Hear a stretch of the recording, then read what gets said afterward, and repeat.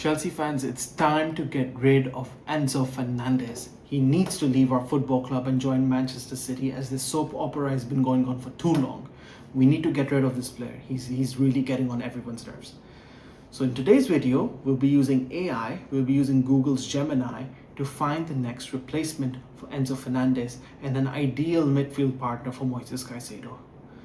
So the first question, the first prompt we asked Gemini was, suggest a midfielder, suggest a replacement for Enzo Fernandez, considering that the new midfielder slash the next target that Chelsea would be looking at would be the ideal partner for Moises Caicedo.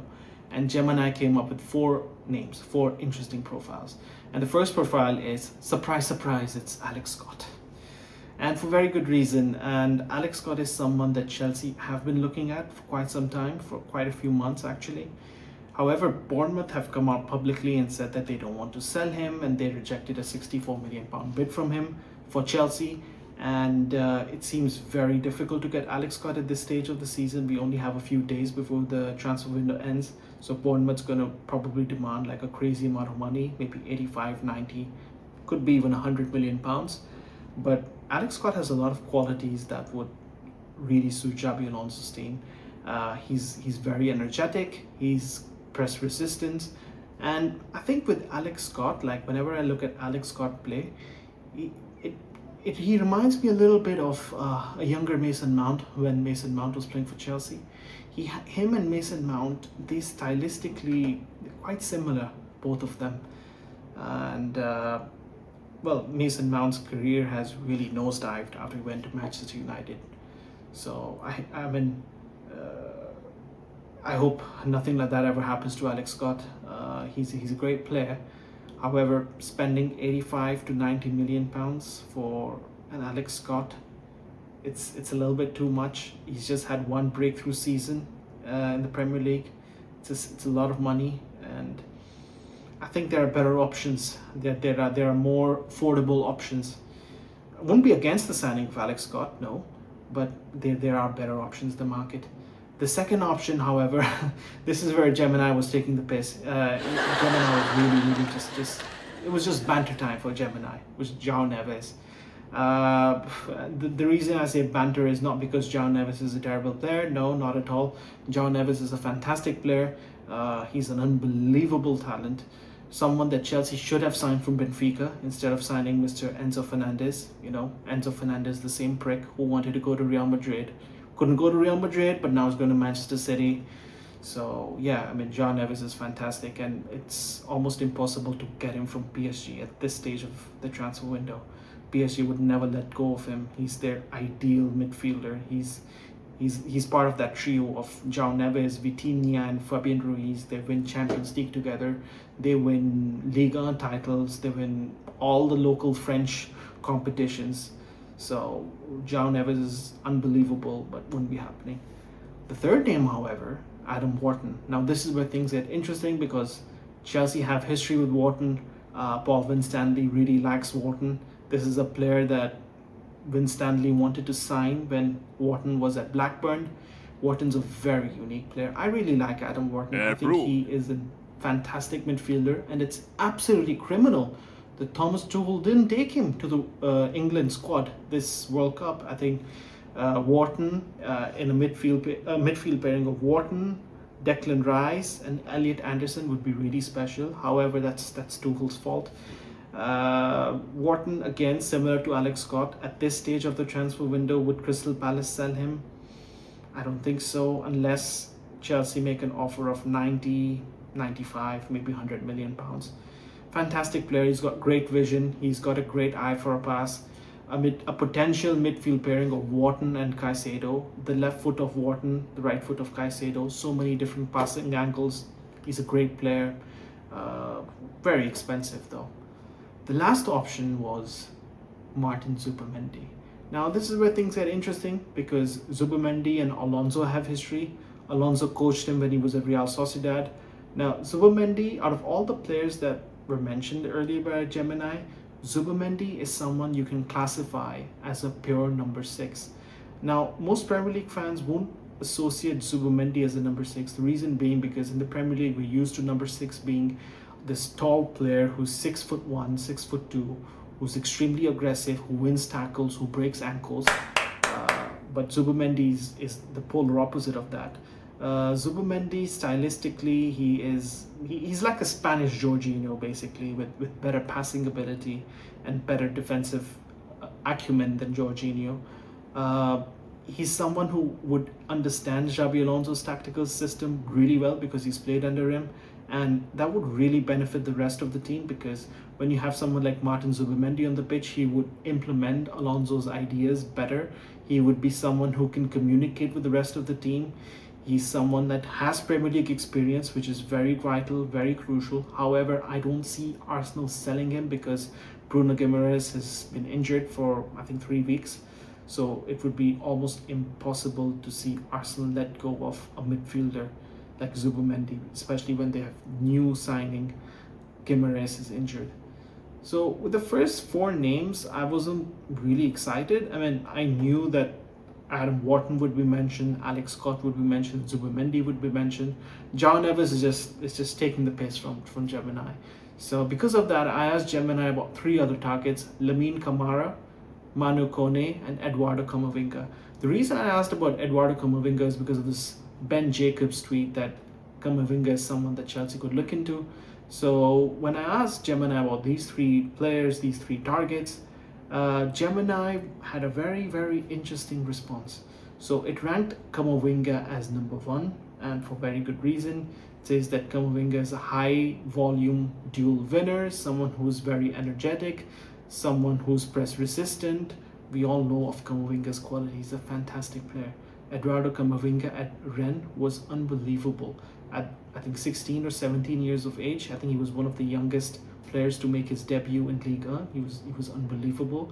I remember Chelsea were scouting him many years back when he was still at Rennes, and many people in France were saying he's like a combination of Kante and Paul Pogba, all those interesting comparisons being made. So Real Madrid bought him when he was very young, and he has matured. Camavinga has matured, he has developed, but has he developed as much as everyone expected him to? I don't think so. His development has stagnated a little bit.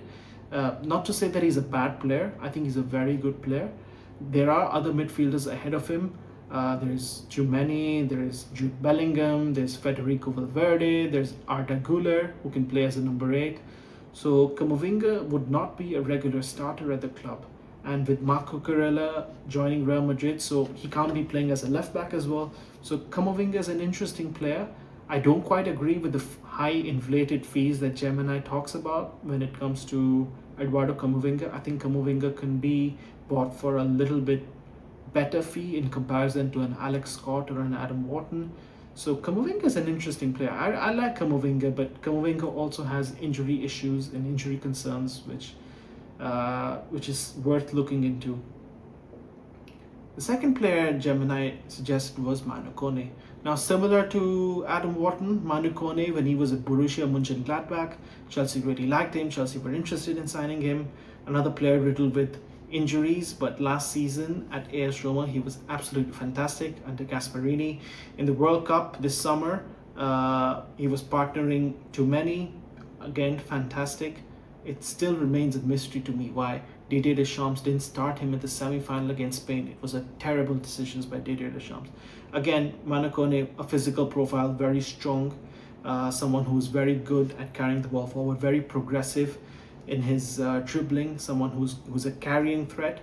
I think this is a very good profile. Personally, if you ask me, out of all the midfielders that we've discussed, I would put Manu Kone as my top 2 players because I really like Manu Kone. I think Manu Kone and Moises Caicedo midfield pairing is wow, it's stuff of dreams. It's a very physical pairing. They can complement each other pretty well. I like Manu Kone. His injury concerns are a little bit concerning, but I like this player. He's a very talented player. And the last thing was Lamine Camara.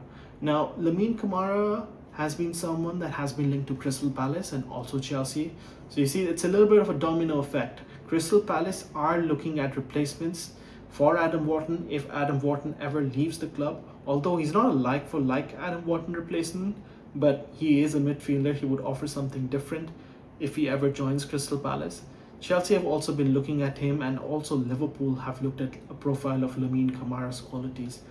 Again, box-to-box player, someone who's got a great engine on him. I haven't seen Lamine Camara as much as I've seen the other midfielders, but whatever little I've seen of him, he is a very talented player. Although standing at 5'9", I think we need a more physical profile. We need someone who's a bit taller and a bit stronger. But I think we need to move away from this notion that a more physical midfielder would do better in the Premier League. Times have changed, and I think players have changed, and player qualities have changed, and that's how scouting networks have also changed. So I like Lamine Camara, but personally, if you ask me, I would go for a slightly different profile. So out of all the targets that we discussed, and out of all the targets that Gemini suggested, I asked Gemini to rank them. Rank them based on how affordable they are and their stylistic fit in a Xabi Alonso's team. So this is what Gemini came up with. So surprise, surprise, they've ranked Lamine Camara as number 1. They've ranked Manu Kone as number 2. They've ranked Alex Scott as number 3, and they've ranked Eduardo Camavinga as number 4. Now, very interesting ranking here from Gemini. I can understand why Gemini is ranking these players based on various factors. However, I would ignore the transfer fees that Gemini is talking about. No way on earth Alex Scott would cost anywhere near 50 to 60 million. He would easily cost 85 to 90, possibly even 100 million pounds. When it comes to Eduardo Camavinga, also, I don't think he's going to cost 90 million euros. Chelsea and Real Madrid have a very good relationship. Chelsea should try for maybe 65 to max 70 million euros. Wouldn't even be a bad idea to try a loan with an obligation to buy, because Camavinga has injury concerns. So yeah, it's a pretty interesting ranking from Gemini.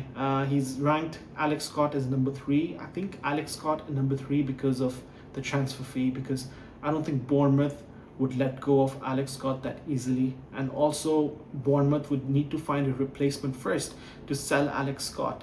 Finding a replacement at this stage of the transfer window can be very tricky. We haven't seen Bournemouth being linked to any midfielders as replacement for Alex Scott. So maybe Bournemouth will stick to their word and they wouldn't sell Alex Scott. Surprised to see no Adam Wharton on this list. Maybe because, again, Crystal Palace don't want to sell him. So it's a pretty interesting list from Gemini. I do like Lamine Camara, although I would switch the list a little bit. I would put Manu Kone as number 1 and Lamine Camara as the second option, as number 2. But that's the change I would make. I like Alex Scott. I think Alex Scott is more of a number 8, not necessarily a number 6, not a box-to-box demon like Manu Kone or Lamine Camara. It's a pretty interesting list. I like Eduardo Camavinga as well. Camavinga at number 4 is harsh. He's got great qualities, but he hasn't been as consistent as many Real Madrid fans would have liked him to be. Camara is number 1 purely because of the transfer fee. I think it would take probably 50 million euros or 55 million euros to sign him from Monaco. So yeah, just switch Manu Kone and Lamine Camara. The rest of the list is pretty good. So if you liked today's video, please like, comment and subscribe. If you'd like to see more videos like this, let us know in the comments. Thanks for watching.